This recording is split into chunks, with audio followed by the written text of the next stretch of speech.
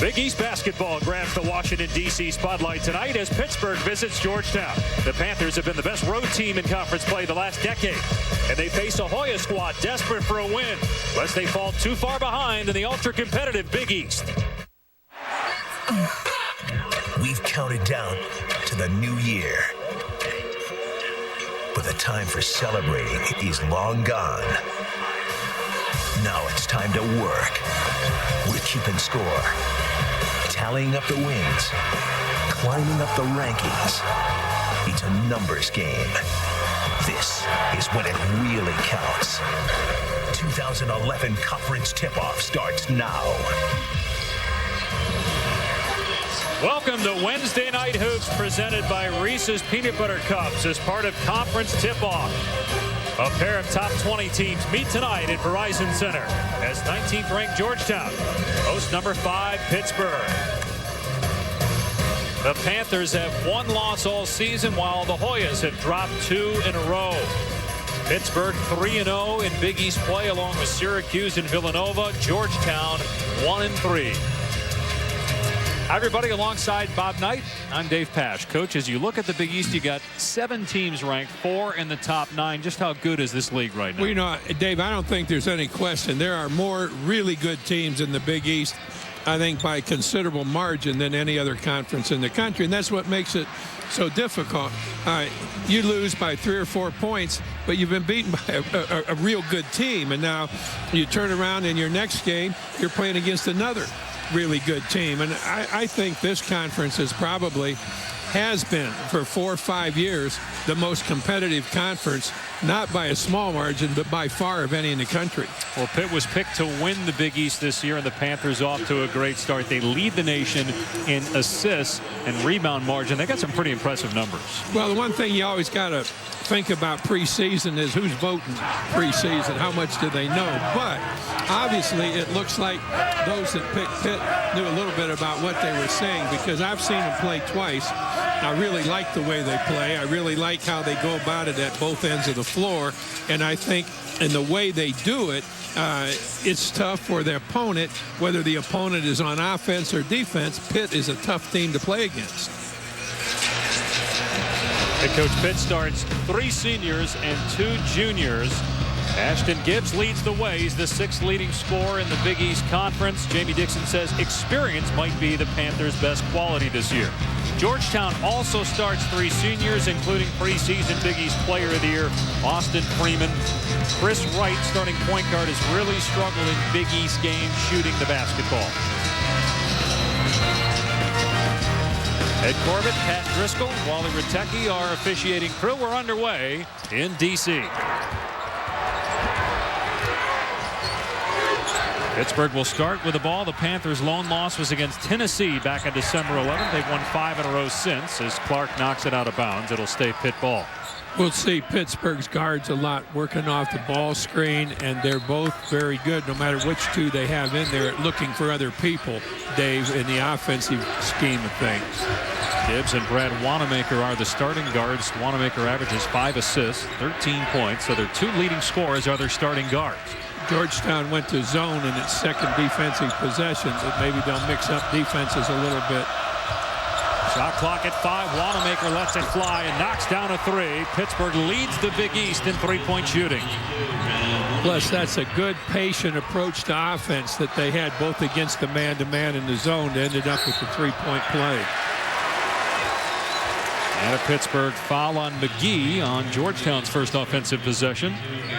Now, that's one of those fouls we talk a lot about, where the ball was thrown in such a way that McGee has no chance of getting it, yet he still winds up with a foul. And Pitt can't afford to have McGee in a lot of foul trouble.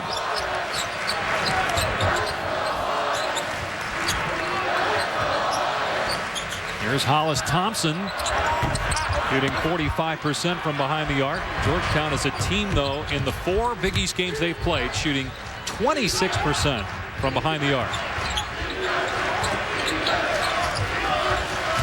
Here's Gibbs on the cut, and the Big East most improved player from a year ago unable to score.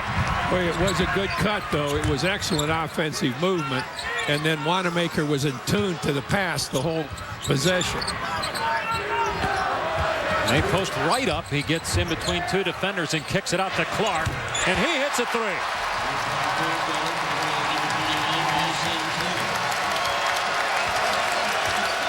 And it seems like a really small thing, Dave, but when you're tied 2-2 or 3-2 or 3-2 or something like that in the first couple minutes, that's good. You haven't put yourself in a terrible position yet. No basket. McGee called for traveling.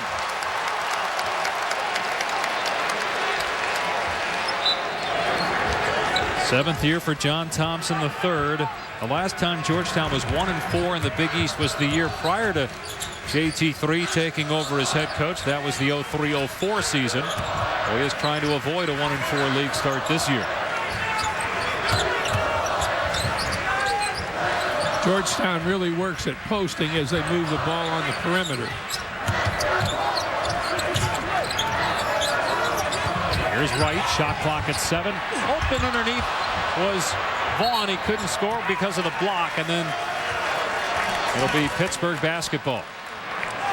With that kind of movement outside, handling the ball and interchanges, little guard crosses, Georgetown does a very good job of a post man being available inside.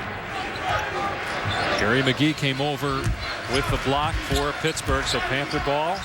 Tie game early on here in D.C. Georgetown at 12-4 overall. They've lost 2 in a row at St. John's and here against West Virginia. Gibbs had trouble with a handle. Finds Gilbert Brown, a long 2, and backside board to Freeman for Georgetown. You know, that play that McGee made at the other end was a heck of a play because he just committed a foul, and if he's not careful, that would have been his second foul. That was a very selfless play made there. He's still being physical underneath on Vaughn. On this possession, Freeman, who has struggled to score here in league games, has a point-per-game average since Big East play started, down about 4 as Brown is open underneath and Wanamaker finds him to give Pitt the lead. You know, Wanamaker and Gibbs really look for people. They know where people are. They get the ball to people. They're not going to throw it to somebody that can't do something with it because of the position that the ball is in. Thompson going back door was grabbed by Nasir Robinson. And that's his first foul, second on Pittsburgh. Now, if you're going to make a foul, Dave, take away a bucket when you do so, and that's exactly what Robinson did there. He got beat on the cut and reached out and grabbed the jersey, and it did save him 2 points. Let's see if this possession gets something for the Hoyas or Robinson's play saved them 2. And Thompson comes out of the game. Nate Lubick replaces him, a freshman from Massachusetts who's been getting a lot of minutes. 47 in the last 2 games for Georgetown. Right on the baseline. Beautiful spin and score by Chris Wright. Now there, McGee didn't move quick enough defensively. He had time to slide over, put his foot on the baseline, and stop the drive. And had he done so, they would not have scored on that possession. But it was a heck of a drive, good drive that was made. Wright had 27 points in the win for Georgetown at Pitt a year ago, as that pass was thrown into the backcourt, and Gibbs able to save it, and then they're going to get Wright for a push. His first and the first on Georgetown. Great hustle by Gibbs, able to save it from going into backcourt. A foul on Georgetown. Tied at 5 early in our nation's capital. ESPN's exclusive presentation of college basketball is presented by Reese's, the perfect combination of chocolate and peanut butter.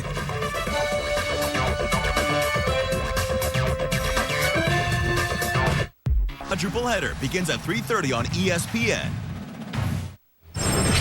Mike Ebb in studio with you, and as you watch Georgetown and Pitt here on ESPN, keep in mind the Big East. Some great action on the ESPN family of networks. Villanova, 9-game winning streak.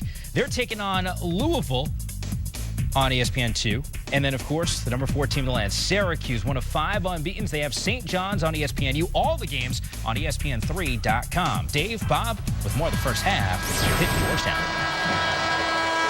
Yeah, some great Big East action tonight on the family of networks. Here we've got a 5-5 game early on in the first half.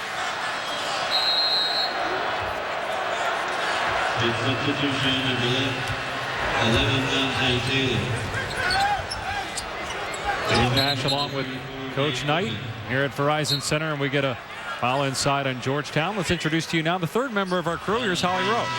Well, Dave, you've been talking about how Georgetown has been struggling in Big East play. And when we talked to their coach before the game, John Thompson III, he said practices the last few days have been what he would call spiritual. He said, we're trying to address the problems that we're having. And one way they've been doing it is trying to communicate better. He said, we need a little bit more from everyone. And I can tell you in warm-ups, guys, they were hitting those shots. Chris Wright and Austin Freeman in particular were terrific in warm-ups. We'll see if it carries over into this game. And right now, Holly, Chris Wright's on the bench because he just got his second foul. So freshman Markel Starks comes in to play the point as Wanamaker drives and scores. He's got 5. You know how much I like that shot with the shot fake. Perfect. Not only did he have a good 12-foot shot, but he could have dumped it off the postman. Excellent offensive individual movement. And Coach, you talked about that a lot. Why don't you think we see that more? That I can't answer, Dave, because I feel and have always felt that one of the 2 or 3 very best moves in individual offense is the shot fake. Starks missed a 3 on one end. There's Gilbert Brown on the other for Pittsburgh. Robinson on the drive, swooping through the lane.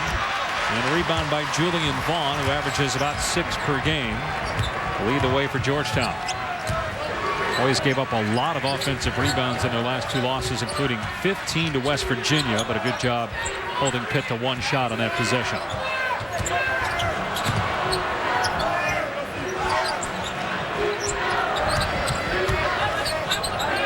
Taylor's in for McGee. They're giving McGee a little bit of a rest, and that's kind of a luxury that Pitt has with their inside people with both of those kids. Freeman off the mark. He did not score in the first half against West Virginia in their last game. Picks up a foul here, trying to draw the charge on Gilbert Brown. That's his first and the third on the Hoyas. But one of the things you've got to do, like in Brown's case, when you're playing defense against a fast break situation, a driving situation, you've got to slide into position and then not try and block the shot or not try and cause any, just get there and stay still. Now that's like giving away a couple of points here because of that movement when in a defensive stance position. Hollis Thompson back on the floor. Meanwhile, Nasir Robinson for Pitt goes to the bench as Talib Zana, a freshman, enters the game. One more free throw for Gilbert Brown. You see what he's done in the last 6 games, really picking up his offense. His first year starting since his redshirt freshman year. He's been a reserve the last couple of years, and he gives Pitt a 4-point lead.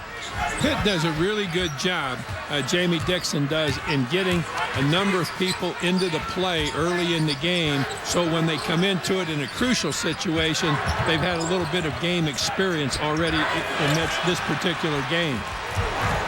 Bad pass there. Interception by Gilbert Brown. And on the pull-up, another reserve, Trayvon Woodall, couldn't hit it. Kept alive by Zana and tracked down by Hollis Thompson of Georgetown. Markel Starks again in there for Chris Wright, who picked up his second foul 2 minutes ago. Here's Henry Sims down low. Found Lubick. Will go to the line as a blocking foul is called on Pittsburgh. Well, that's a call that I think depends on the official's angle in looking at it. That was a pretty good position that the defense had on that play. Dante Taylor picking up his first, third on Pitt. May have moved in there just a little bit late. May have been there. That was a tough call. And Lubick will shoot one more. As, again, John Thompson III going to his bench. V. Sanford comes in, replacing Jason Clark. Missing both that time was Lubick, who came in. Pretty good free throw shooter. His last touch, though, by Pittsburgh, so it stays Hoya ball. Well, that's always one of those tough things to see when you're sitting on the bench as a coach, Dave, is when you've drawn the foul, you've got 2 at it, and you miss both of them. They do get another opportunity as Pitt touched it last. Who's going to score? Among the guys on the floor right now for Georgetown, Hollis Thompson averages the most at 8 points per game. The players out there. Here's Lubick in the corner. Off target for 3. Sims there, though, and he put it back in. Well, Sims had great timing there. He didn't go up too quickly on the rebound. He timed it perfectly, and that's why he wound up with it. Excellent bucket in transition off a Georgetown make as Taylor gets the hoop. The feed by Gilbert Brown. You know, that's the kind of play that Pitt is really good at. They're coming down the floor very fast. They're under control. And the man with the ball, Brown in that case, is looking for somebody to give it to. And Sims fouled by Taylor. That's 2 on Dante Taylor. Look how quickly they get into their offense off the make. A little pressure from Georgetown. They, in about 8 seconds, get down there and get a hoop. 6 points in transition for Pittsburgh as you see Freeman and Wright on the bench. Freeman ineffective, Wright in foul trouble. They have to 1 or 2 with Austin Freeman. It was well documented last year. It was announced that he's a diabetic.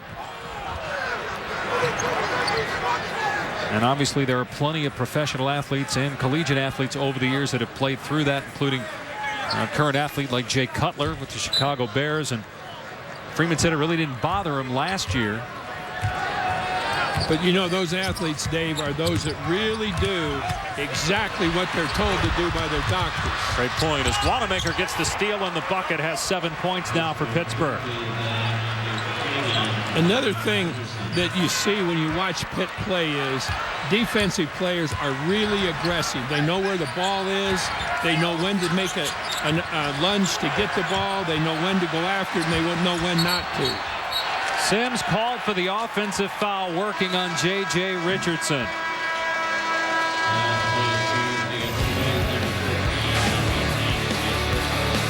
Steal by Brad Wanamaker. Pittsburgh, one of the best road teams the last decade in the Big East, on top early.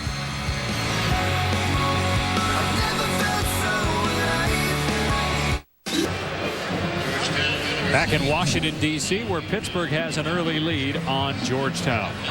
13-7 the score with 11:52 to go in the first.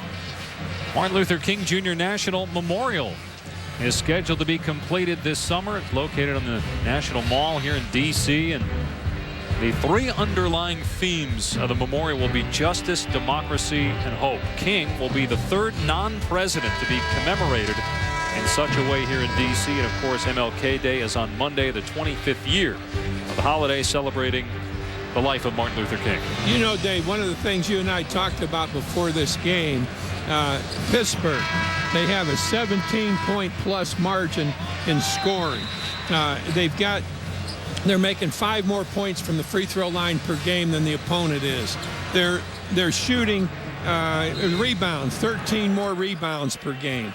Assists, they have 120 more assists than opponents, and 8 more per game. Offensively, they have about as good as stats as you're ever going to see in a game. And they're really shooting the 3-ball well, leading the Big East in that category, and they're 2 for 3 tonight after that triple by Ashton Gibbs, and they're on a make that 11-2 run to open up a 9-point lead on the Hoyas. You know, we mentioned a moment ago, Pitt has really done a good job of getting maybe 9 players into play already in the ballgame. Freeman in and out, Sims there, and then he's fouled by J.J. Richardson. 15 foul on Pittsburgh. Sims did a really good job going up with that ball into the defense and drew the foul. He wasn't actually fouled, but he drew the foul. There's a difference. He took the ball right up into the hands. You're going to see this here. Watch how he takes it. He does a really good job getting to the bucket.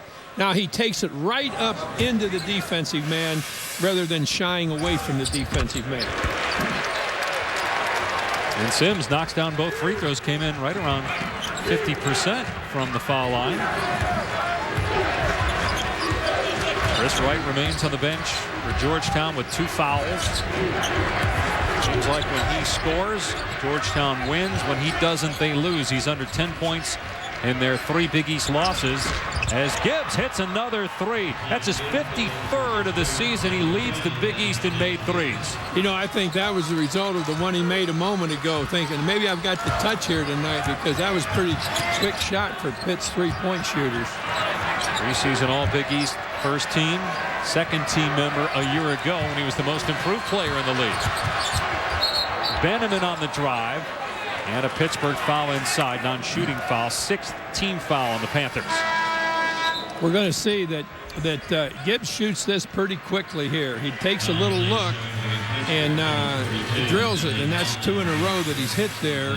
And that may have been a reason why he took the second one, feeling that he liked his touch, he liked his stroke.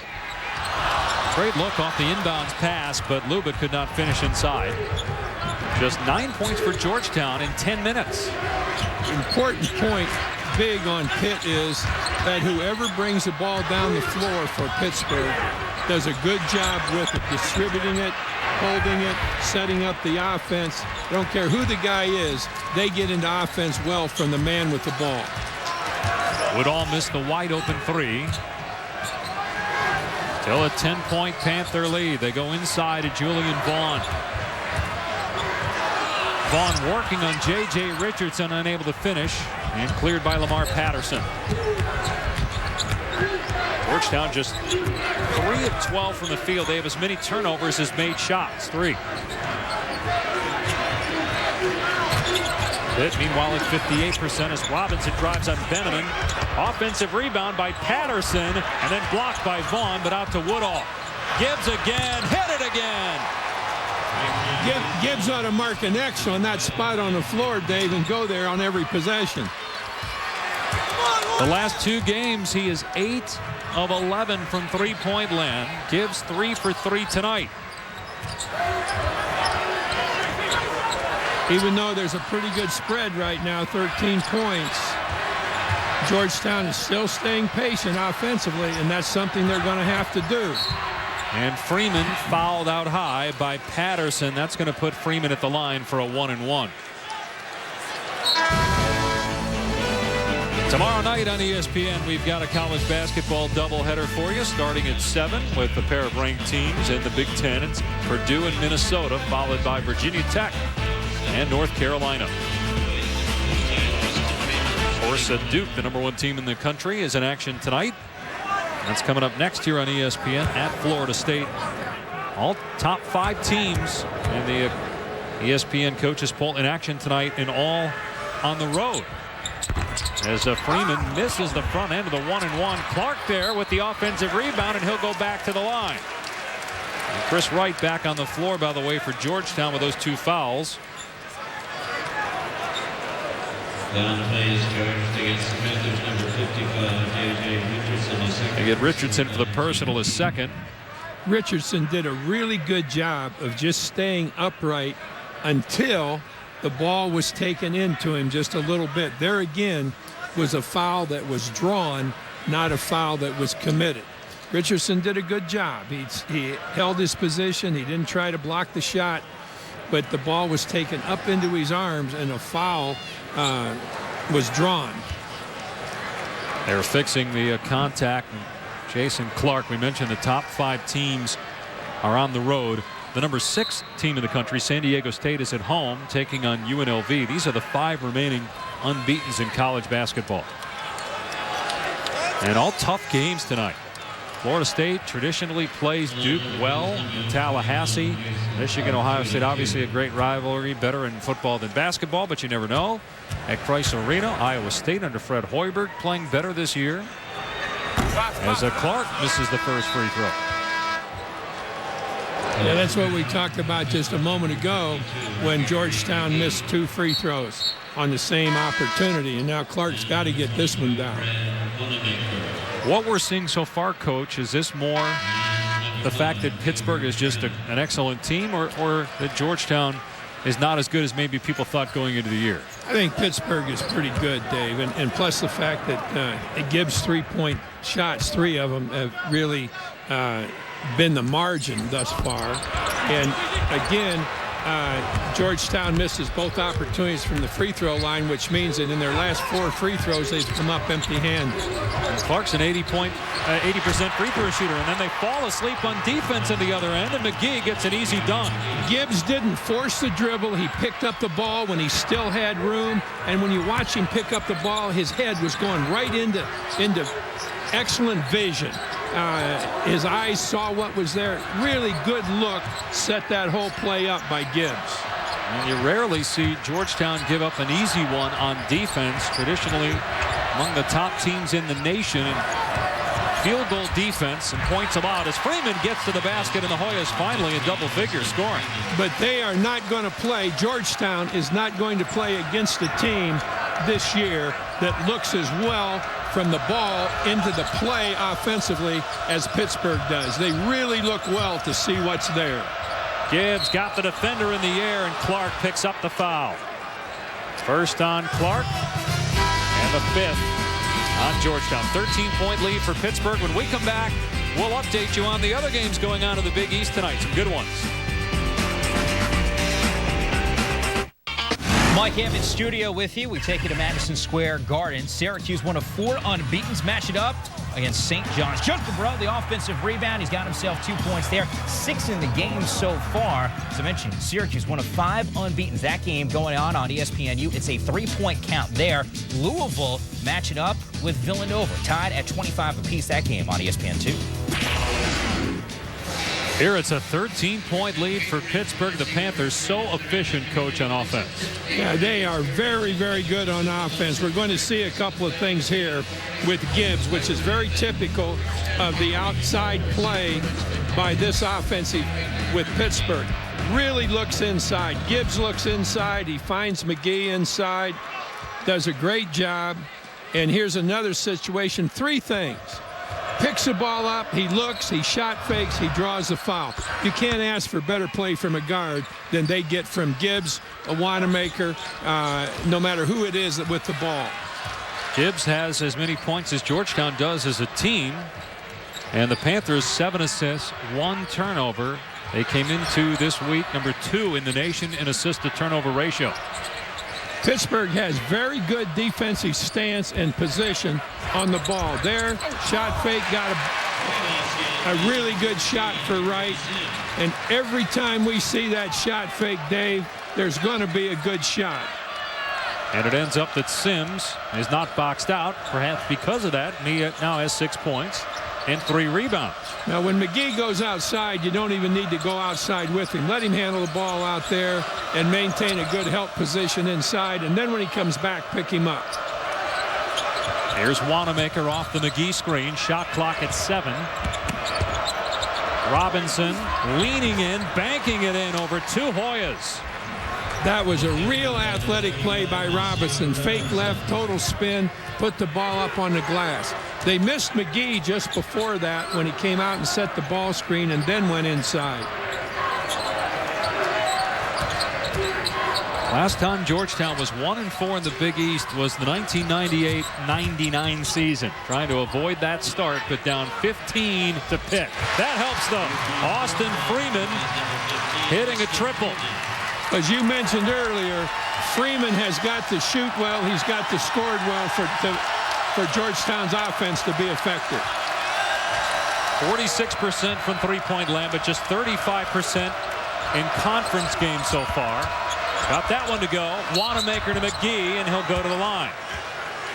Again, we see Wanamaker with the ball, and he's looking. He's not trying to get a shot. He's looking to see what he can do with the basketball, and McGee helps him by moving into a position where he can receive the pass. Sims picking up his 2nd foul, 6th on Georgetown, and Gary McGee at the free throw line, shooting just 47% at the stripe. A 2-shot foul here. There's one thing Pitt does not do well, although they had made their first 4 free throws. They came in near the bottom, not just in the Big East, but the nation in free throw shooting. McGee is a guy that you'd want to shoot 100 free throws every night. Just work with his body position a little bit and work with his arms. He's got his elbows way too wide to be an effective shooter. He's got to have those elbows in so his right elbow, his shooting arm, is directly under the basketball, not to the outside. He got 1 out of 2, and Pitt leads by 13 on the road. Tough shot inside by Freeman, cleared by McGee. Gibbs in transition to Brown, who was stripped, but a foul called on Clark, and that's 2 on him. You know, McGee did a really good job helping out down there. 3 things he did. He helped out. He didn't foul. He made it possible for Pittsburgh to get the ball in a fast break situation. Now, here's Gibbs with the ball again. He looks. Get a good drive to the bucket, draw the foul. Brown is the recipient of Gibbs' pass, and he takes it to the bucket. Now he's got a chance at 2.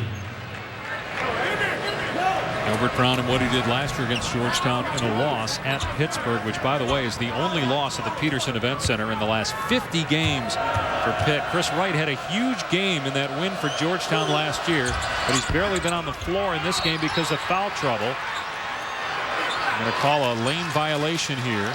Actually, they're going to call a foul on McGee on the free throw. And that's 2 on Gary McGee. McGee got a little bit anxious coming from that second spot, trying to go in and get a rebound if there was something available there. He goes quickly. Instead of holding his position, he tried to gain a new position when he's blocked off the board. That's a 19 foul, so they shoot 1 and 1 on the other end. Julian Vaughn is a 70% free throw shooter.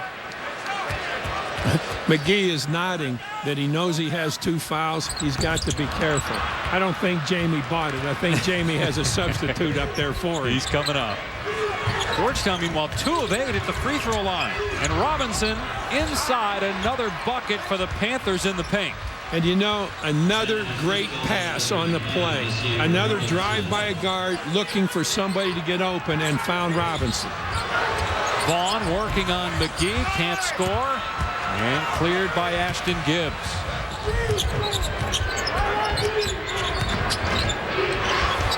Gibbs has a 3-point attempt, spin out. That's his first miss from behind the arc tonight. And then John Thompson, the third, calls a 30-second timeout. That was a little surprising when he took that shot off of no passes.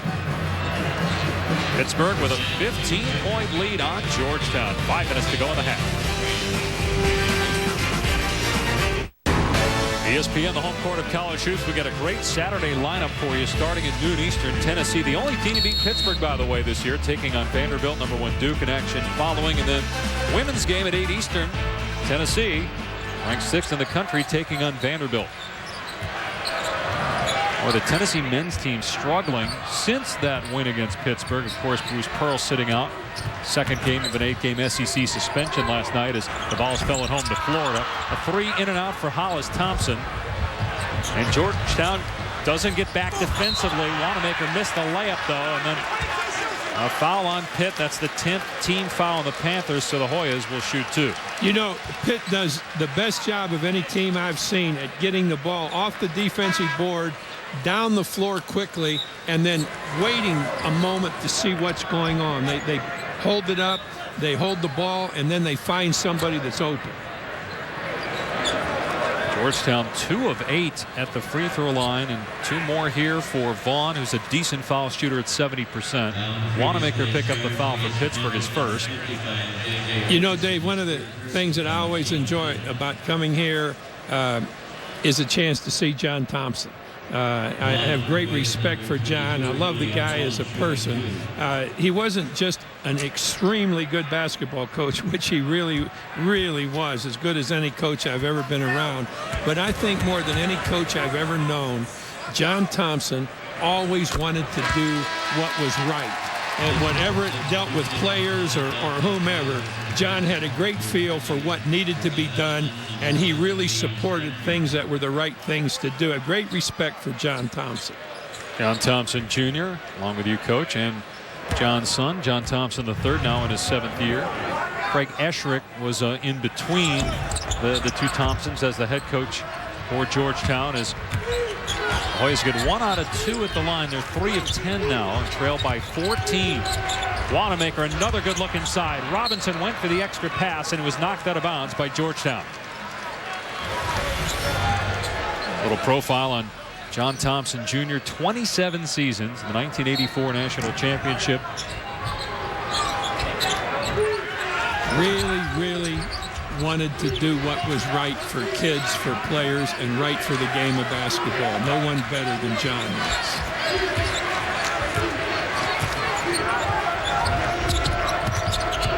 Brown in the lane, a short pull-up, and a foul called on V. Sanford, his first, 8th on Georgetown. Well, I liked Pitt when I saw them play in the Garden earlier in the year in one of the tournaments in New York. But I'll tell you what, these guards, I don't think anybody has guards that see the game and run the offense, get more out of the offense than these three kids that Pitt has. Brown and Gibbs and Wanamaker really see what's going on out there and react to it. One of the other things they do, coach, is they rebound. Pittsburgh has 6 players that average at least 4.5 rebounds, and Wanamaker averages 5 boards a game. He's also their leader in assists.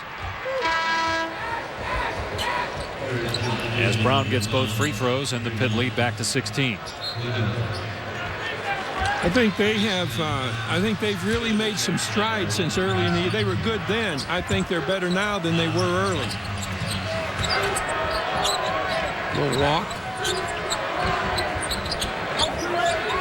There's Lubick. They get it into Vaughn, and Vaughn fouled on the cut. If that's Wanamaker, that's 2 on him. It was really a good cut right there. A little cross between the two big men and got an opening.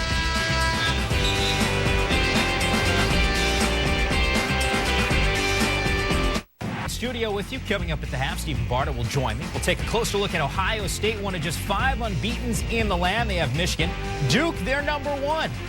Jay Williams will show you how this team is making do without their star freshman Kyrie Irving. And it's a big night for the country's best conference. We'll examine who did what in the Big Bad Big East. Back to Dave and Bob.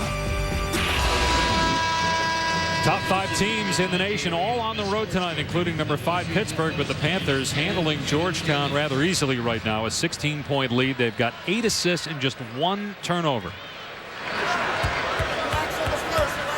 Dave, as you've watched Pittsburgh, what weakness would you say that they have? Well, the only weakness that I saw in the Tennessee game was level of physicality. But that hasn't been an issue tonight. Not even close. I mean, I'm looking to see, is there something that's really going to hurt them? And I don't find that with Pittsburgh. And again, that 1 loss to Tennessee. Now, the Vols just beat them up, but now they scored.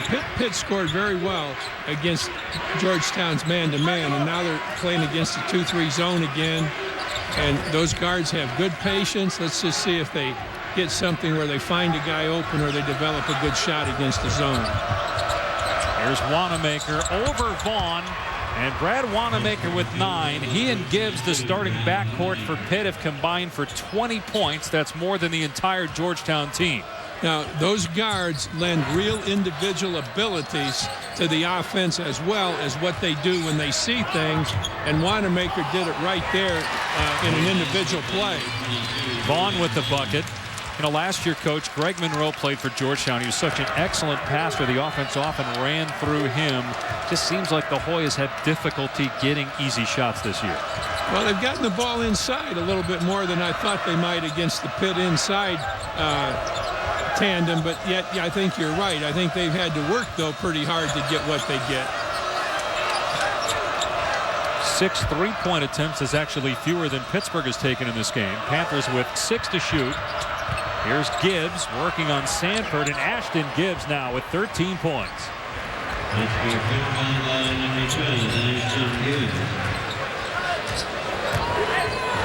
Panthers lead by 17 on the road against a Georgetown team that's lost 2 in a row.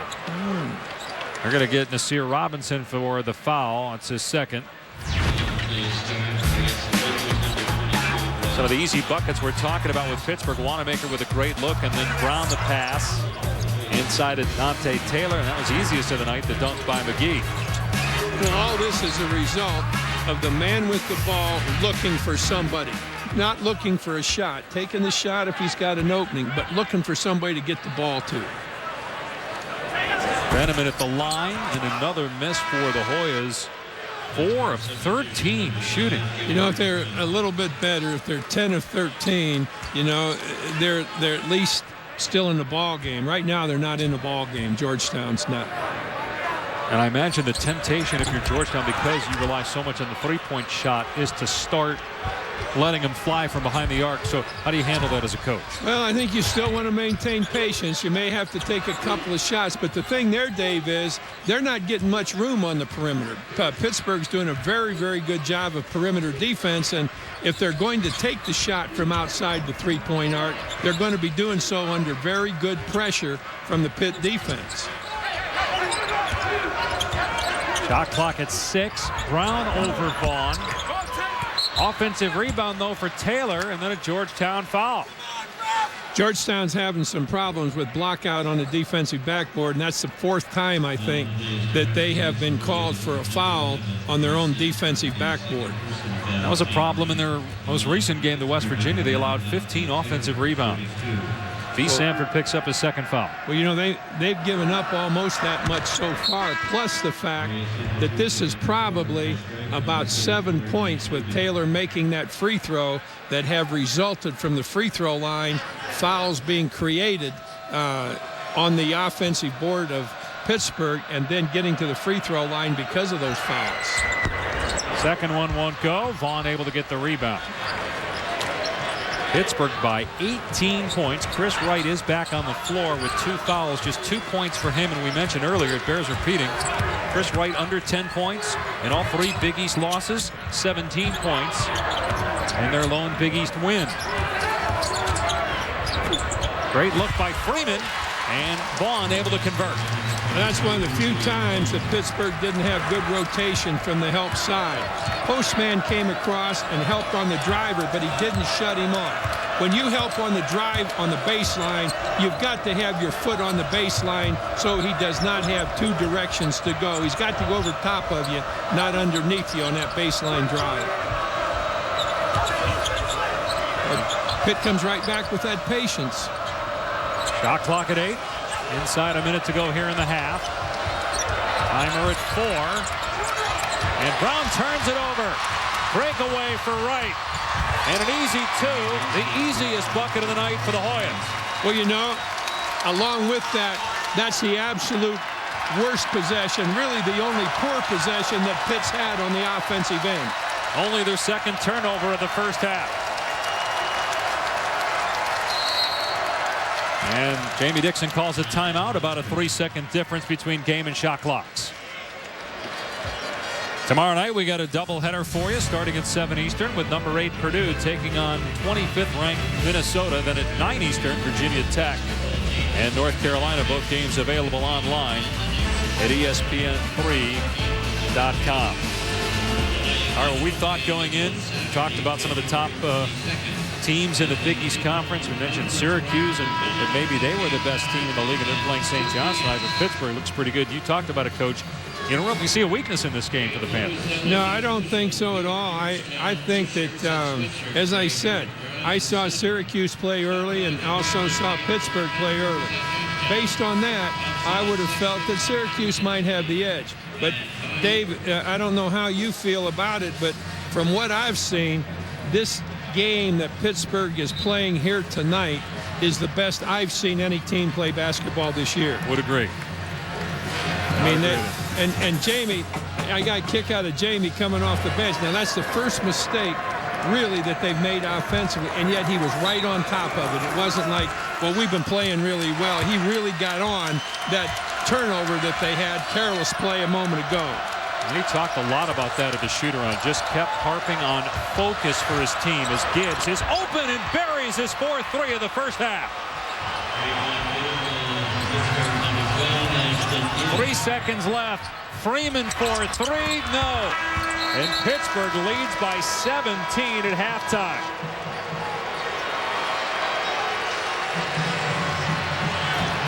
They get the 3 out of the timeout by Gibbs, his 4th. Pitt with 5 threes and 58% shooting overall. Here's Holly Rowe.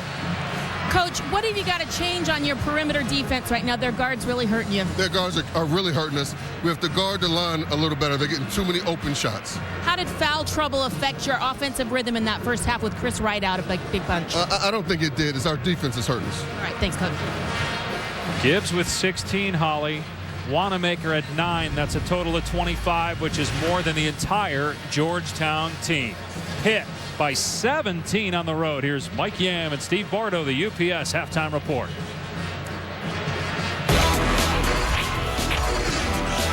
Halftime reports, along with Stephen Bardo. Mike Am in studio with you. And boy, oh boy, a Georgetown team right now trying to avoid going 1-4 in conference play for the first time since the 03-04 season. They're going to have some work cut out for them in the second half. And Stephen, what are you seeing from this basketball team, Pitt, that's got them up so big at the break? Well, Pitt is getting anything they want in terms of offensively. They're crashing the glass. We call him Brad Wanamaker. I call him Brad Shotmaker because he's setting up his teammates beautifully. Gibbs is getting any kind of look they want. Georgetown looks listless. And when you're at home, you can't shoot 4-13 from the free throw line, get out rebounded by 6 on the glass, and then give up 5 of 8 from three-point lane. You just can't do that and win at home in the Big East Conference. You know, we've talked about the Big East as maybe the best team in, or the best conference in the land, with 8 teams in the top 25. They have 1 team in Syracuse that's in action today. We'll give you a closer look at that team, and certainly they are one of just 5 unbeatens. Not to mention, we'll take a closer look at the Blue Devils. They're the #1 team in the land, the ACC. It appears to be down. Stephen will tell you why Duke is going to run the table. ESPN's exclusive presentation of college basketball is brought to you by Logitech. Control your devices with a single remote. The Logitech Harmony. One touch changes everything.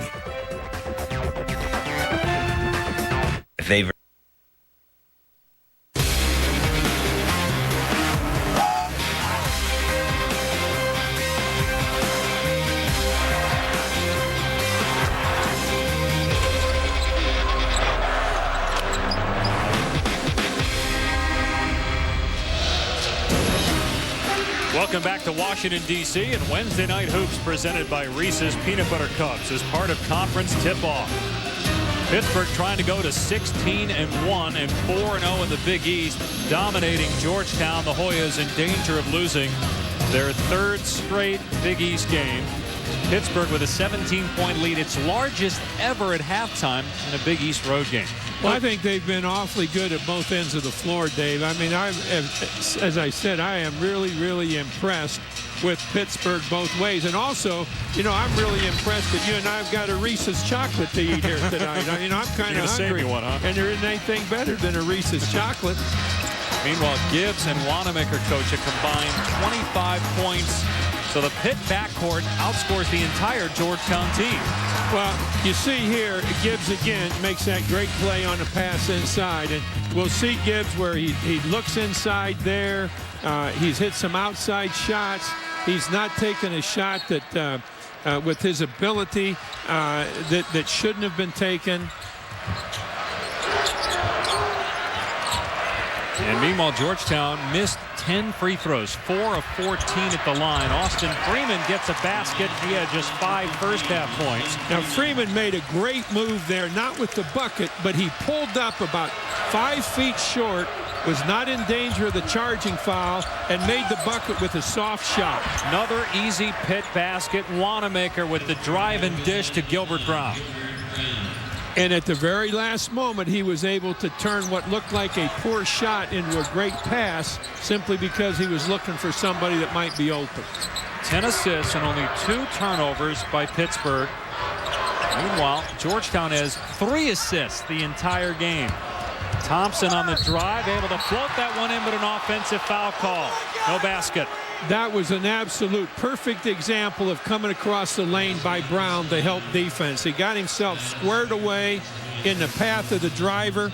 And watch this, right there he comes, perfectly still, doesn't try to block the shot, and regains a possession for Pitt, takes one away from Georgetown. Now, I'd never go out with McGee when he goes out there. I'd let him go out there and play by himself. And Chris Wright just picked up, Thompson picked up the foul. So Thompson with his second personal, second on Georgetown here in the half. Wanamaker with a floater, and they say a legal block by Vaughn. Clark in transition, and he's fouled by Gilbert Brown. Brown looked like he didn't do anything. Looked like he just stood there. They call a foul, his first, and the first on Pitt. Okay, we're going to see this end of it down here. Well, I don't know how they got a foul out of that one.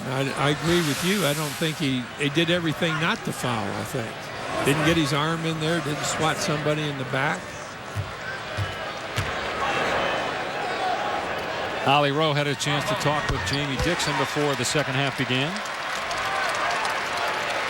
Guards. First of all, he really loved the way that his backcourt played. He said, I love how well our guys pass and see the floor and they can all shoot. But more importantly, he loved how they defended Georgetown's guards. Georgetown's 3 big guards only had 12 points combined. He said the way they were able to do that is controlling the paint. He said everybody talks about their shooting, but we're more worried about their driving. You saw Wright, every time he'd try to go to the paint, he'd be double and triple teamed, and that's where Pitt was effective, limiting Georgetown in the first half. I think this is a good move Georgetown made there, going out and putting some full court pressure on the Syracuse guards. Just see if they can do the same thing with the full court pressure that they've done on against half court defense. It may change what they do a little bit here, what Syracuse does. Or Syracuse with what Pittsburgh does. Brown, no, with 2 on the shot clock. Kept alive, though, by McGee. Out to Gibbs. A wide open 3. Won't go. Rebound by Freeman. Thompson lost the ball. Hit the leg of Wanamaker, though. It remains Georgetown basketball. Wanamaker made another good move there, just like the Pitt kids that draw the charging foul. He was in position. He didn't go after the ball. He didn't go after the driver.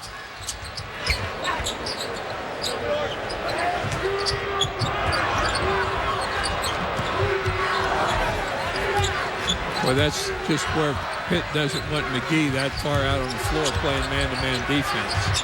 Right with a kick out. Thompson from the corner. Can't hit the 3. Cleared by McGee.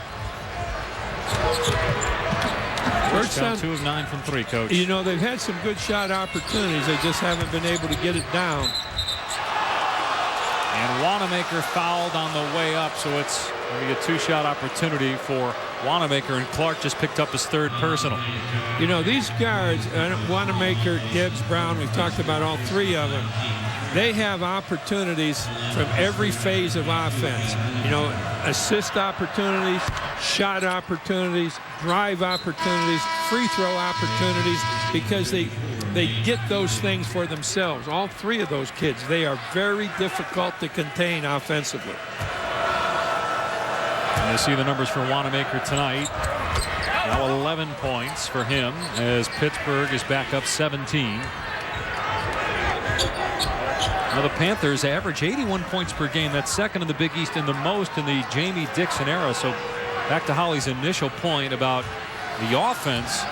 And then if Jamie Dixon can get this out of his defense, it's going to be a tough team to beat. Not just in the Big East, but in the NCAA tournament. Well, you know, they're only giving up, well, they're scoring 80, 81. They're only giving up 62. A 3 for Chris Wright. And when he gets going, look out, he can get you back in a game. That's his first 3, and he's got 7 in the game.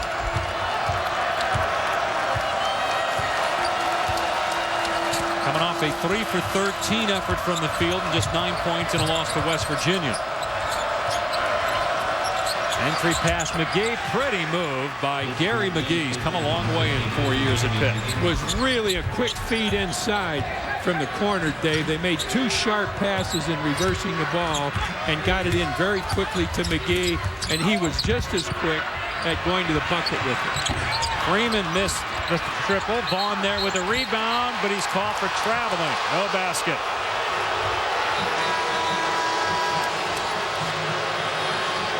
All right, we're gonna see Pitt really reverse the ball here.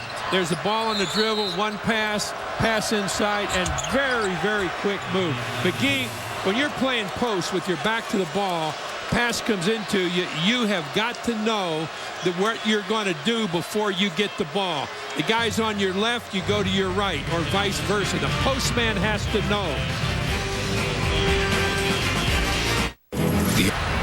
Back in Washington, D.C., John Thompson III hot at Ed Corbett. Don't know if that's in regards to the travel. It did look like a travel when we saw it initially by Julian Vaughn. But John Thompson understanding the magnitude of this game. If the Hoyas lose, they'll be 1-4 in Big East play. The last time that happened was the 1998-99 season. John Thompson Jr. was the head coach, and then actually resigned after an 0-4 start. And Craig Esherick ended up being the head coach in between John Thompson Jr. and John Thompson III. JT3 now in his 7th year. Led Georgetown to the Final Four in 2007. 23 wins a year ago. There's good patience, good movement from side to side, using the whole court offensively. Pittsburgh. Brown for 3. Long rebound to Wright. He'll push tempo, but Pitt got back. They still get a layup, though. Thompson from Wright. That's the best conversion move that Georgetown has had tonight. They got the rebound, got it out quickly, and got to the bucket very, very well. Chris Wright, 3rd in the Big East, an assist per game with 6. That's his 2nd one of the night. Got a foul inside now on Sims, and that's his 3rd personal, 4th on Georgetown. Still a lot of time left. Pitt leading by 14.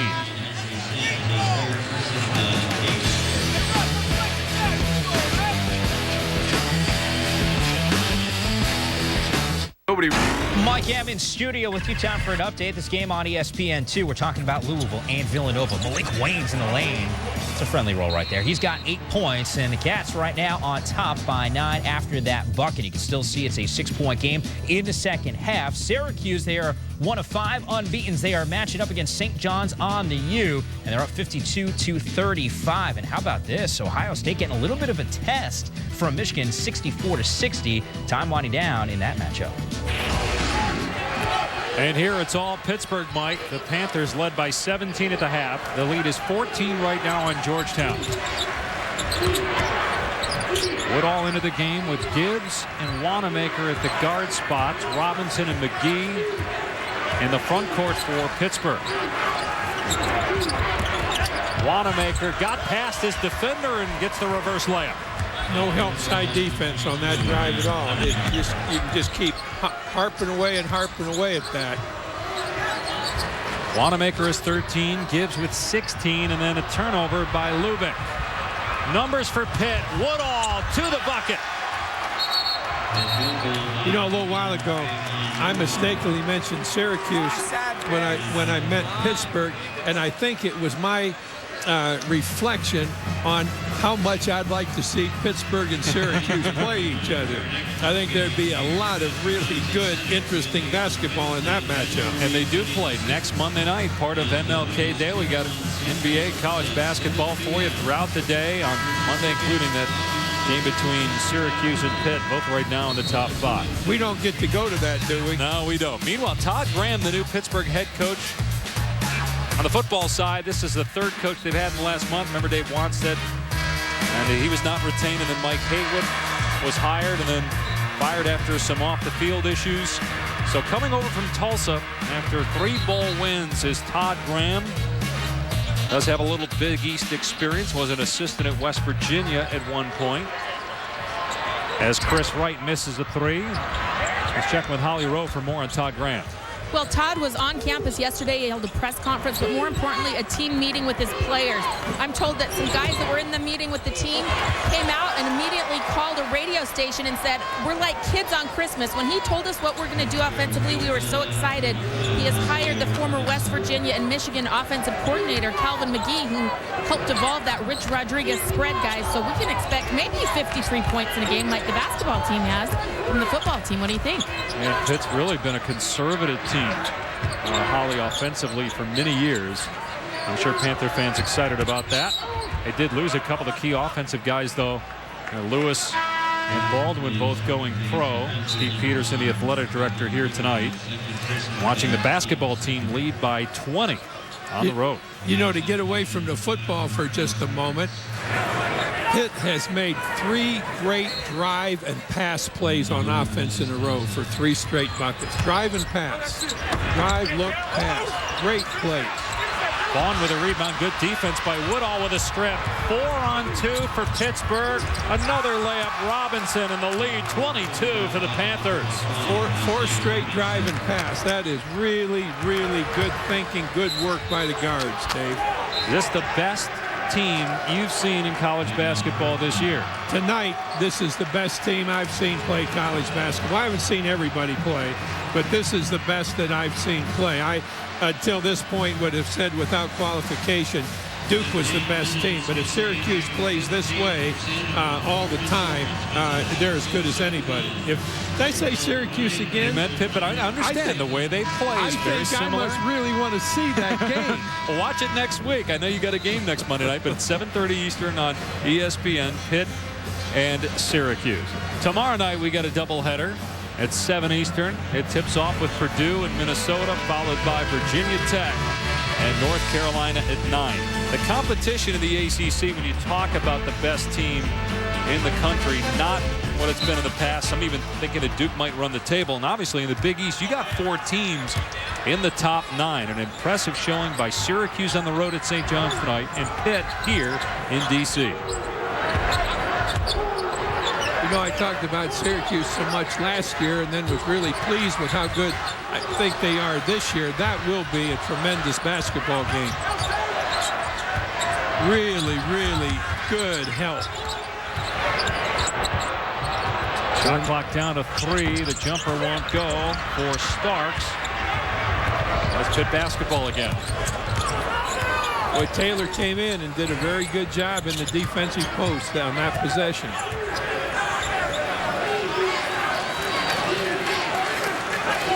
Minutes gone by. Pittsburgh absolutely dominating Georgetown, leading by 22. Those drives, pass, score have taken the game right out of Georgetown's reach. Those 5 plays they made in a row. Misfire by Wanamaker. Nate Lubick on the rebound. Freeman with the entry pass into Vaughn. Can't finish. Goes after it though. Got it back and got it to go. And a Pitt foul on Taylor. Here we're going to get a look at what I was talking about. Drive, see, pass, score. That's 1. And all of these happen consecutively, 2. And the guy that's receiving the pass does a good job in keeping the ball away from the defense in any kind of a block situation.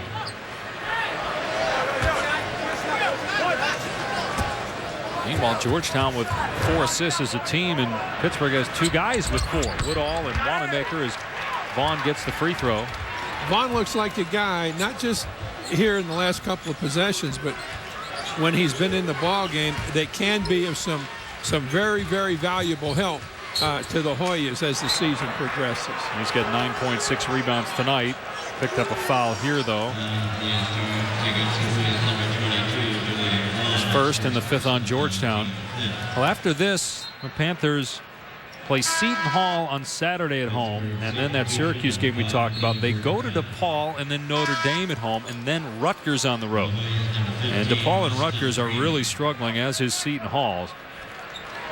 Well, I would think whatever happens in these next 12 minutes with Pitt, that this game is over with, and then unless that bottom just falls out of the bucket for Pitt, you want to talk to Pitt as a team about, guys, this is the way we want to play every minute of the rest of the season. And if we do that, we're going to be very tough to beat. But we've got to concentrate and get this same kind of effort and concentration in every minute that we play.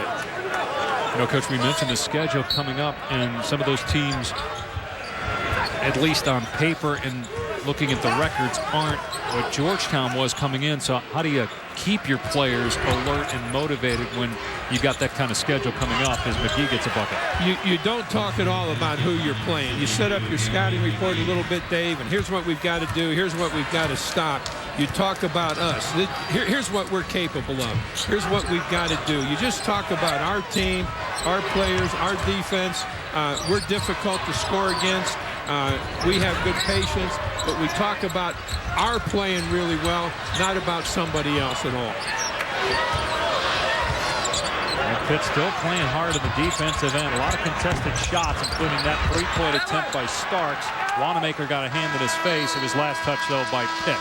The Panthers in command, leading by 21 in Washington. Mike Yam in studio with you. Kyle Singler averaging almost 18 points per game as Blue Devils get ready for Florida State, 9 Eastern time here on ESPN. Blue Devils, of course, one of 5 unbeatens. And speaking of unbeatens, Ohio State, they hold on to a 4-point win over Michigan. They're 17-0. That's the 3rd best start in school history. Certainly an impressive win once again for the Buckeyes. Dave, Bob, more in the second half. Yeah, Mike, so 2 of the 5 teams, top 5 teams that are on the road tonight having success. Ohio State winning, Pittsburgh on top here in Georgetown, and Syracuse also up double figures on the road at St. John's. Still Kansas having a flight tonight at Iowa State. And Duke, as you mentioned, Mike, playing at Florida State as there's a jump ball. And the possession will go to Pittsburgh. So at least 3 of the 5 top 5 teams surviving tests, and the number 6 team in the country, San Diego State, which is a remaining unbeaten, plays a home game against UNLV tonight. Benneman had great effort there in tying up the rebound, particularly with a team that's behind and struggling like Georgetown is. Mark it down, Coach. That's just the 3rd turnover by Pittsburgh tonight.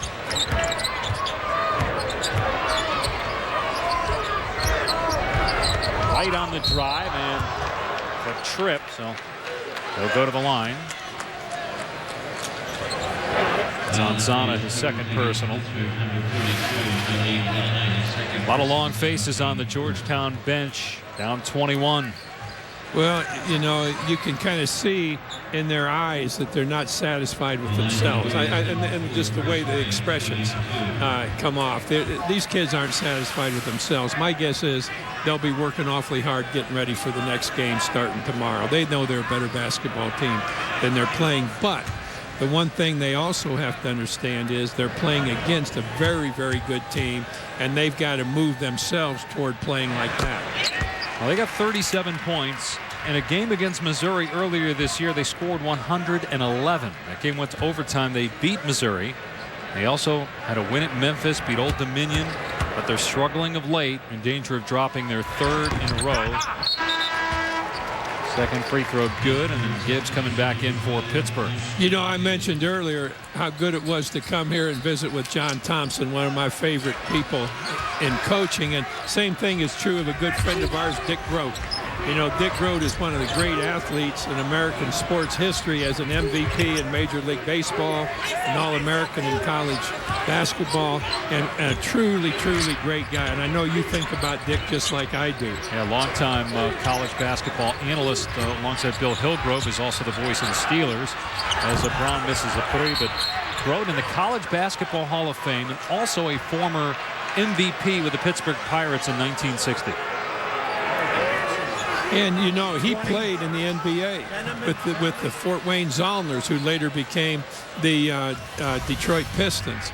So he, again, is one of those rarities, a guy like Otto Graham or a guy like Bud Grant that played in 2 professional sports after getting out of college play.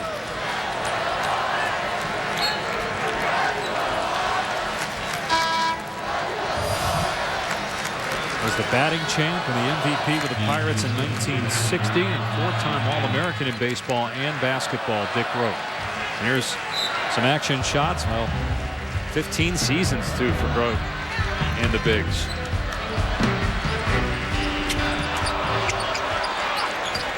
And I'm sure he's entertained calling this game for Pittsburgh radio with this huge lead as Freeman cuts into it. It's a 2, and the lead is at 17 with 10 minutes to play. I think one of the positive things, and there aren't many, that Georgetown can get out of this is that Freeman's been a little bit better offensively than he has been prior to this game. He's got 9 points, and this one came in 3rd leading scorer in the Big East, but his numbers down in league action. One of the things that makes Jamie Dixon a very good and effective coach is that he's working just as hard on the sideline right now with a 17-point lead as he would be if he had a 1-point deficit. There's no let-up in the intensity that he brings to the play. 4th foul on Dante Taylor. Holly Rowe has more on Pittsburgh coach Jamie Dixon. Well, you guys were talking about that, is how does Pittsburgh continue to focus when they're playing so well and up big like this? And I talked to their coaching staff at the half and said, have you been a good team with a big lead? And they said, we played possession to possession. And as the team huddled up to run back out here on the court for halftime, they screamed, nobody gets in the lane. Guys, they are taking it possession by possession. That's some pride. And they're trying to come up with a stop here on defense. Georgetown trying to get within 15, maybe 14 at midway point here of the second half after Taylor picked up his 4th foul. Freeman in and out from 3. And a foul on Georgetown. It's on Clark. I think that, from a Georgetown standpoint, is where you really want to keep Sims inside instead of bringing him outside to ball screen. Bring him inside and see if you can go to him. Give him a chance to get some experience here because he's got a lot of talent. He's big. He's athletic. That's a guy I'd like to spend these next 9 minutes getting the ball to in the post, Dave. Let's just see if we can get him to a point where he can really help us. Sims got the rebound. He picked up his 4th foul. He wasn't sure it was called on him. He thought it was on Clark, but it is his 4th. This free throw on the other end. See what Georgetown can do offensively here. Freeman on the drive. Can't kiss it in. Another empty possession for Georgetown. Freeman now 4 of 12 from the field. You talked about the consistency of Jamie Dixon, and obviously when you're dealing with young men, a lot of times they're not consistent in their demeanor. How do you keep that as a coach? Well, you know, one thing that could happen here, somebody makes a careless play for Pittsburgh. What I'd do is take him out, and I'd say, hey, we can't have that. You're playing as though we have an 18 or 19-point lead. You've got to play every possession like the score was tied, like we're a point down. Don't let up on anything. If you're going to let up like you did then you can just sit. So I think there are some little things that you can tweak your players with in a game like this where they've been in total control of it since the very beginning. And now, if they maintain that 18, 19-point margin down through the end, fine. If not, if they lose 8 or 9 points, then that's what you want to talk to them about after the game, not how well they played prior to that. Hollis Thompson back in after Gibbs gets both free throws, giving him 18 points. There's no question Jamie Dixon, one of the best coaches in the country. It's his 8th year. He was an assistant to Ben Howland and took over when Howland got the UCLA job. 7 straight NCAA tournaments. First coach in Pitt history to do that. 3 from Clark from the corner, in and out, and a foul called on Lubick. 9th team foul, so it'll be a 1-and-1 for Pitt on the other end. You can't fault Lubick there because he's going after the ball. I mean, he made a real effort to go after the ball. When I talk about taking a kid out in a game like this when he's made a mistake or something, I might be thought of as a negative theorist. Is there such a thing as a negative theorist? Because I think a lot of my theories go to the negative side of the chalkboard. It apparently worked for you, though. Well, sometimes. 1,000 wins. 8.5 to go. Pittsburgh trying to get its 16th win of the season and 4th in 4 tries in league action as Woodall picks up the foul on Wright. Well, there have been very many mistakes that Woodall, Gibbs, and Brown have made out there. And this is an interesting thing. Official came out and he just said, keep your hands off people. You know, that's a good thing for an official to say because it's a careless foul, and particularly in a game like this. You know, rather than give the kid a chance to complain a little bit about it, just keep your hands off of somebody. That's an excellent thing that official's doing right there. It's Pat Driscoll. And Wright gets the 2nd free throw. 11 points now for Chris Wright. He's the first Hoya in double figures tonight. Woodall to the bench, replaced by Wanamaker. Now, they're doing a pretty good job making Syracuse work to get the ball up the court. Now, this is a thing or a part of the game that John can take with his team and do a really good job with them, thinking about defense, thinking about the pressure that they applied here, and the fact that they just stayed with it with some real exuberance right down to the end defensively. Lubick just picked up another foul. His 2nd. Wanamaker will go to the line. That's a 10-team foul on Georgetown. So 2 free throws for Pittsburgh. Brad Wanamaker, a senior from Philadelphia, one of 3 senior starters for this Panther team. Jamie Dixon said before the game that his experience, his team's experience, is what he likes most. They have more depth than he's had, and his starters are veterans who played in big games. And maybe first and foremost, they are well coached. They've They know how to play. They've been taught how to play, and they react to the way they've been taught. And watching the shoot-around in terms of the scouting report and going over the scouting report with his team, he is as vocal as any head coach in the country in doing that. As the three goes for Lubick, a lot of times you see assistants more involved in that aspect of shoot-around, but Jamie Dixon is very vocal in his shoot-arounds in that regard. Georgetown back within 15, 7.5 remaining. Georgetown's goal right now is to get the game in the next 3 minutes down to a 10-point deficit. Then if they can do that, now you got a little bit of pressure. Almost a steal Pitt. by Wright. Missed three by Gibbs. Clark in transition to Wright, and Wanamaker commits the foul. That's a really good play by Wright. It was a tough catch that he made, and he took it right up into the defense, and he's on the line for 2 because of it. ESPN's exclusive presentation of college basketball is presented by Reese's, the perfect combination of chocolate and peanut butter.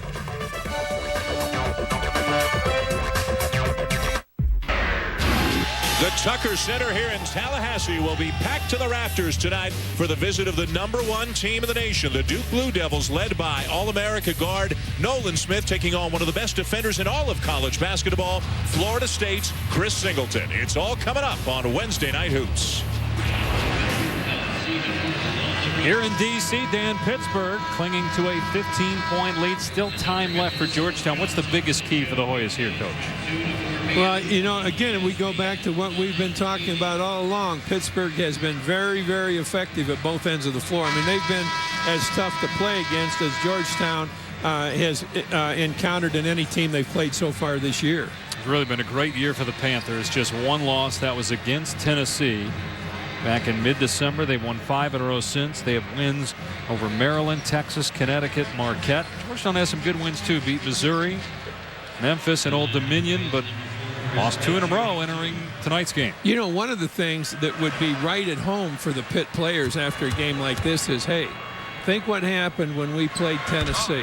You know, we got beat, but Tennessee turned right around and lost 3 or 4 games. They didn't carry that play against us beyond that game. Now, we've had what's about our best game so far here this season here tonight. Let's carry it. Let's don't make the same mistake somebody else made when they had it going and then let it slide. Georgetown not done yet. Free throws by Wright. He's got 13. The Hoyas down 13. Pitt able to get it across the timeline against that pressure. And now a 3 by Brown, not there. Lubick with the rebound. Lubick's made 2 or 3 good plays in here that have helped cut the lead from 18 to 13. And Chris Wright's offensive game has picked up as well as they turn it over. Clark could not hit Lubick in the low post. That was just a bad pass. They had so much time left on the clock. They had 23 or 4 seconds left on the clock. They had plenty of time to get a better pass, a better feed into the post than that one was. Pitt really needs a good offensive possession here to set this thing back in their favor a little bit. Wanamaker, no. McGee can't put it back, but it's last touch by Georgetown.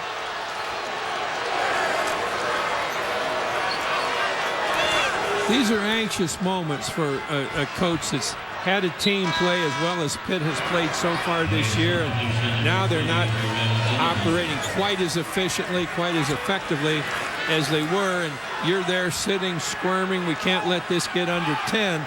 Let's get ourselves a bucket here so we get going back in the direction we were in.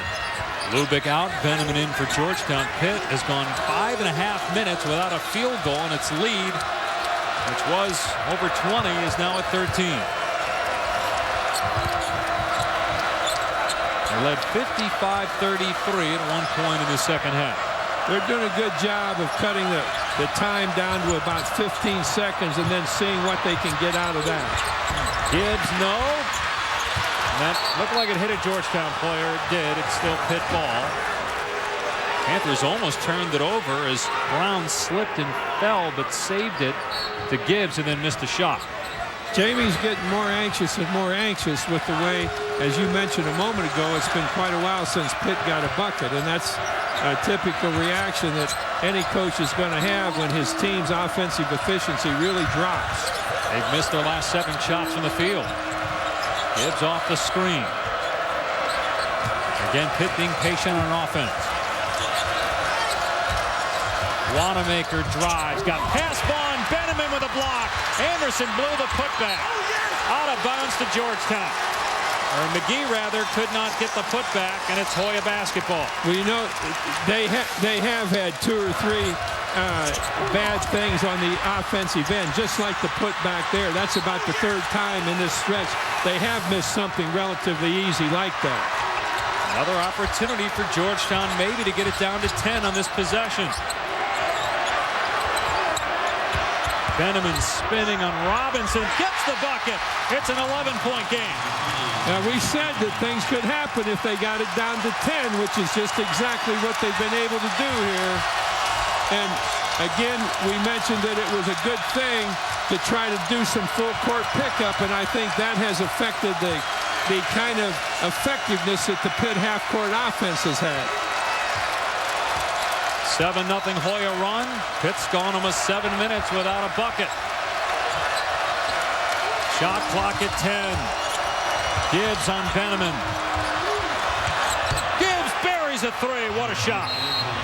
That's the biggest bucket of the game so far for Pitt. Not that they were in real difficulty, but that stopped the bleeding right there, at least for the moment. Timeout Pitt. 2nd straight game. Ashton Gibbs is 5 of 8 from three-point land.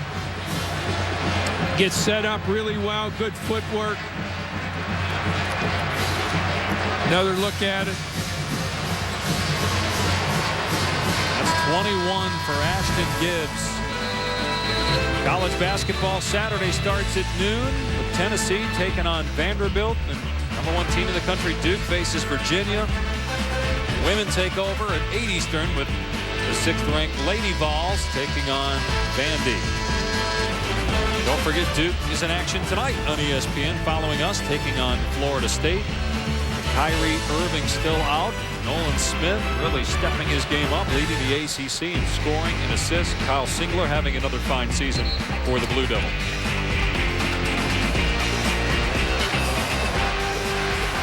Duke, one of 5 remaining unbeaten teams, Ohio State included. The Buckeyes won at Michigan tonight. Syracuse winning at St. John's. Kansas plays at Iowa State. San Diego State tonight hosts UNLV.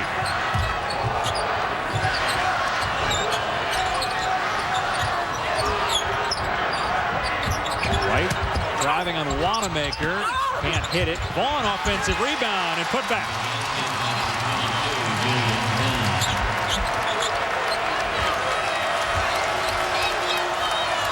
Almost a steal by Freeman, a dangerous pass by Wanamaker, and then a kick. Vaughn and Lubick have given a little shot in the arm to Georgetown here in the last 6 or 7 minutes. Yeah, Vaughn's got 11 points, 7 rebounds, 4 offensive boards. Lubick had 4 rebounds and 3 points before he went out of the game. 1 timeout remaining for Georgetown. Pittsburgh leading by 12. 6 seconds. They're going to put 6 seconds back on the clock. Okay.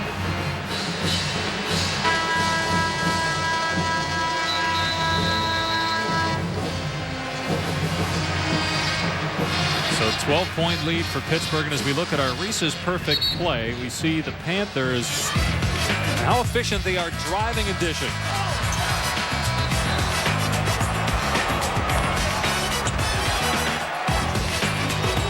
Woodall with a basket, then the pass to Robinson, and then finally Wanamaker with another good look in transition to Nasir Robinson. Their drive, pass, and score in the first half is the best you could possibly want from guards. They did a great job with that offensive play. Drive, pass, score. Their lead is 12. Ashton Gibbs hit a 3, which ended about a 7-minute drought on the last possession for the Panthers. Only 3 turnovers for Pitt in this game, 15 assists. Shot clock at 5, falling away. Gibson, rebound Georgetown. Georgetown is not quite as vulnerable to the Pitt drive here in the second half as they were in the first half. They've done a little better job helping out and closing the driving lanes than they did in the first half. Now, that's the kind of foul that you just don't want when you have the ball and it allows the other guy to go to his end and have a crack at 2 points.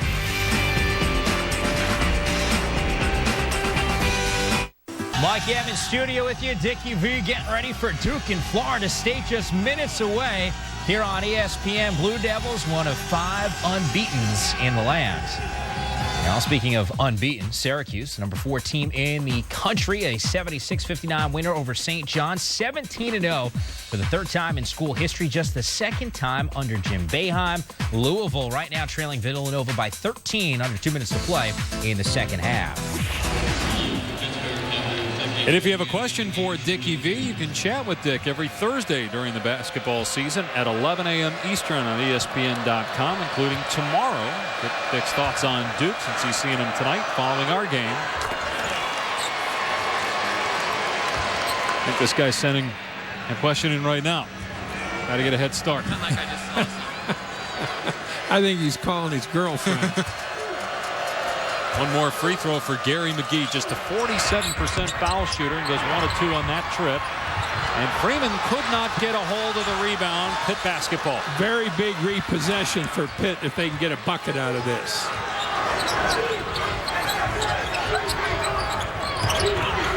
He's going to post inside. Here he comes down. And Gibbs unable to get a 6-3, rebounded by Clark. Big possession for Georgetown.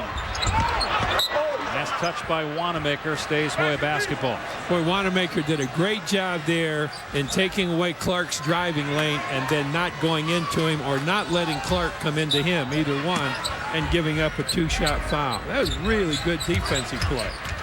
Right on the drive, wave it off, no basket, but a foul on the floor, so at least Wright will shoot free throws. It'll be a 1-and-1. That's the 19th foul on Pitt.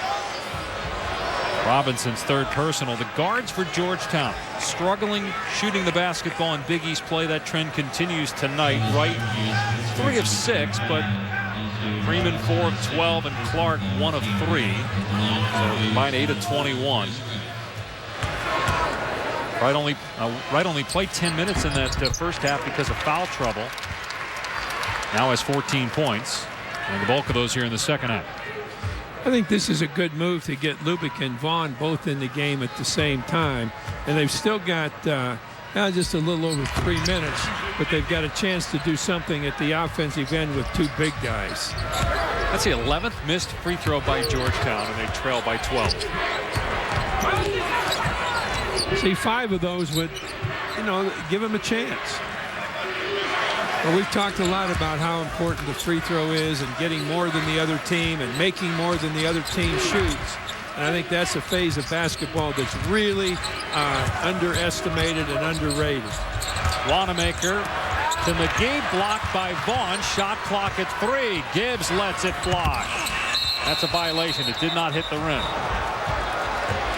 But Georgetown not done yet with 2.5 to go. If they can get it down to 10 or 9 here. It seems like every time they've needed a score, they've come up empty.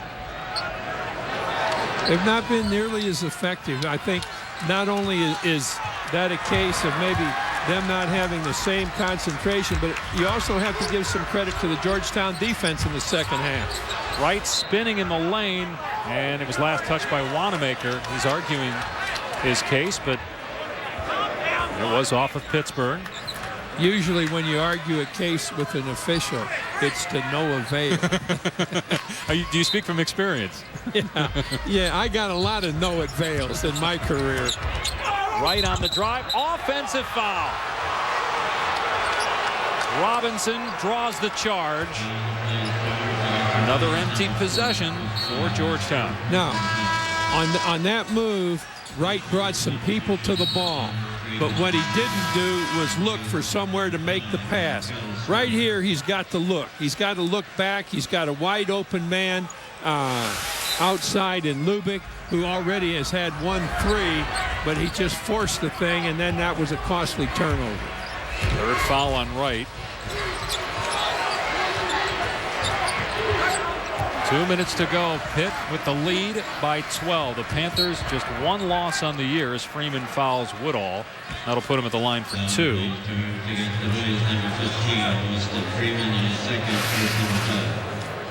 Okay, here's a really good shot of Wanamaker holding his position, resulting in a turnover and getting the ball back possibly, although that time it didn't, but Wanamaker didn't foul. Now here's Wright really forcing it, and back here you can't see. Now there Lubick comes into position where he's wide open for a 3, and he just hit one a little while ago. 1 out of 2 for Trayvon Woodall at the foul line. You know, that's what we talked about, Dave, about these 3 kids from Syracuse, Wanamaker and Gibbs and Brown, really look at what they're doing offensively. Vaughn with the bucket inside. If I can forget about Syracuse for a minute, Pittsburgh. I may be able to say something correct here. Well, we know what you mean, and the 2 schools will square off on Monday night, and that's going to be a good one. And it's hard to know who's better right now. Syracuse is undefeated. Pitt has 1 loss, and that was against Tennessee. Right now an 11-point lead on Georgetown. The Panthers will play Seton Hall on Saturday, then Syracuse, and what a scene that will be at the Pitt, where they've lost just once in the last 50 games, and that was to Georgetown a year ago. And you and I saw Kansas in person. I know you've watched Duke play. This has really saved the last 5 or 6 minutes. Been one of the most impressive performances by a team this year, speaking of Pitt. Well, there's no question about that. And yet, again, I go back to the team that I've mentioned so much here tonight, and that's Syracuse. I am really impressed with Syracuse, too. I saw them play against Michigan State, and their zone defense in that game was about as good as I've ever seen it. And that's why you talked earlier and brought up the fact about good teams in this league. Well, it isn't just good teams. Right now there are a couple of outstanding teams in this league, Syracuse and Pittsburgh for sure. Villanova is winning tonight. The Wildcats looking to stay unbeaten in league play. Marquette is 3-1 after beating Notre Dame on Monday. Cincinnati about to get a win. The Bearcats would go to 3-1 in league play. Georgetown, meanwhile, with a loss, would fall to 1-4. A lot of teams ahead of them in the Big East Conference as they foul Woodall, and so go to the line to shoot 2. You know, they committed the foul here without any time running off the clock. Okay, that's one thought. The other thought is let them get the ball and try and draw the charge, try and play them in a situation where maybe you have a chance to get the ball back without a foul. There was just a strict foul to stop the clock, and they gave up, just lost a second, but they're also going to give up 2 points. I'd rather let him get the ball in and then try and double up on it when he has to pick up the ball and maybe has a chance to throw it away. Right back on the floor for Georgetown. Woodall with 1 more free throw. Pittsburgh comes in 13th in the Big East in foul shooting, but Woodall gets them both there. That foul wasn't worth giving up the 2 points for.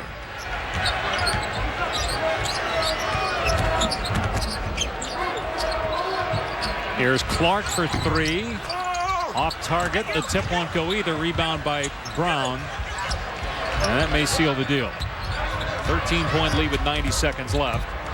Now there again, Gibbs comes back to get the ball away from Brown, and he's very, very alert to what's going on. Well, we talked about Pitt and Syracuse, some of the teams at the top of the Big East. What about Georgetown, which, again, with a loss would be 1-4, and would be in 13th place in the Big East. Sure, a lot of games left, but where do the Hoyas go from here? Well, you know, I think, Dave, that they've just got to talk about, let's look at the schedule. Let's look back at Georgetown's schedule and see where they've played really well.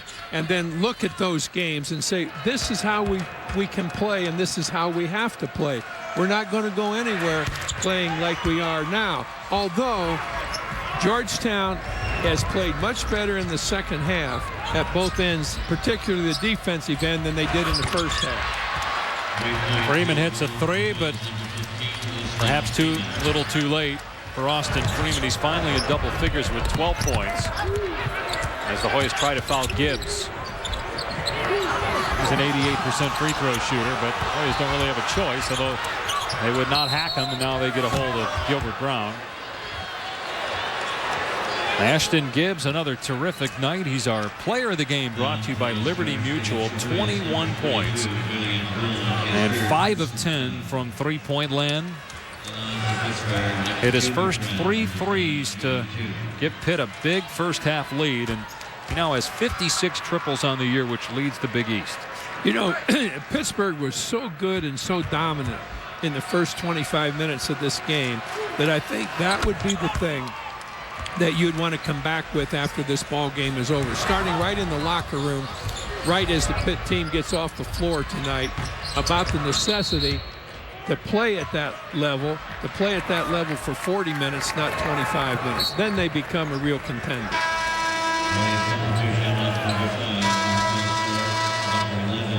Pitt will go to 16-1, 4-0 in the Big East. It'll be their 3rd straight year that they've been 4-0 in league play. And as you saw earlier, Georgetown 1-4 for the first time since the 90s. 1998-99, which was John Thompson Jr.'s final year. He actually resigned that season after the Hoyas got up to an 0-4 start. There's a foul committed there by I think by Wright, and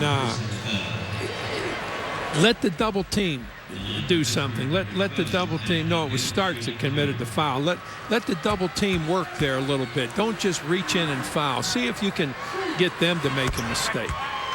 Hey, how long have I gone without mentioning Syracuse? 3 minutes, I think. That's pretty good. That's not bad. Here's what you're talking about. Foul committed right away. Stark commits the foul. Instead of setting the double team and then maybe getting a bad pass out of it, they give up 2 points with no chance of getting the ball out of that quick foul.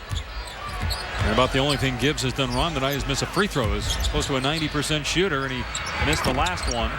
Thompson off the mark from 3 as Georgetown 5 of 20 from 3. They're shooting in Big East games from three-point land around 25%. They rely so heavily on that 3. 72-57 the score. Another top 5 team with a road test next as Pittsburgh survives here. Number 1 Duke, which is still undefeated on the year, taking on Florida State. Seminoles always seem to play Duke well in Tallahassee.